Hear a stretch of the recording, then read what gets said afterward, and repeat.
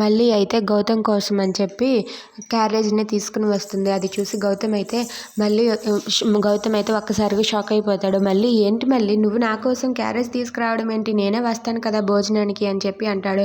లేదండి పర్వాలేదు, రండి ఆఫీస్లోనికి తిందురు కానీ పదండి అని చెప్పి అక్కడ ఉన్న ఆఫీస్లోనికి తీసుకుని వెళ్తూ ఉంటుంది. అది చూసి గౌతమ్ అయితే ఒక్కసారిగా షాక్ అవుతాడు.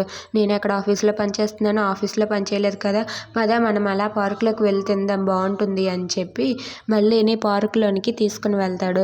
ఇక్కడెందుకండి ఆఫీస్లో తిందాం కదా అని చెప్పి అంటే, వద్దు మళ్ళీ ఇక్కడే బాగుంటుంది అని చెప్పి అంటూ ఉంటాడు.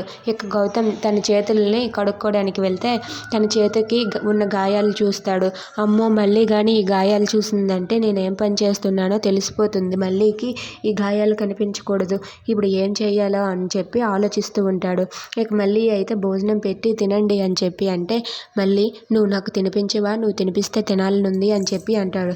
అబ్బో ఈ మధ్య సార్ గారికి ప్రేమ ఎక్కువగా పెరిగిపోతుంది, సరేలేండి అని చెప్పి తనైతే భోజనం తినిపిస్తూ ఉంటే గౌతమ్ అయితే భోజనం తింటూ ఉంటాడు. ఇక గౌతమ్ ఎక్కడ పని చేస్తున్నాడా, ఏం పని చేస్తున్నాడు, ఇదంతా కూడా మళ్ళీ తెలిస్తే ఏం జరుగుతుంది. If you like this video please like, share and subscribe.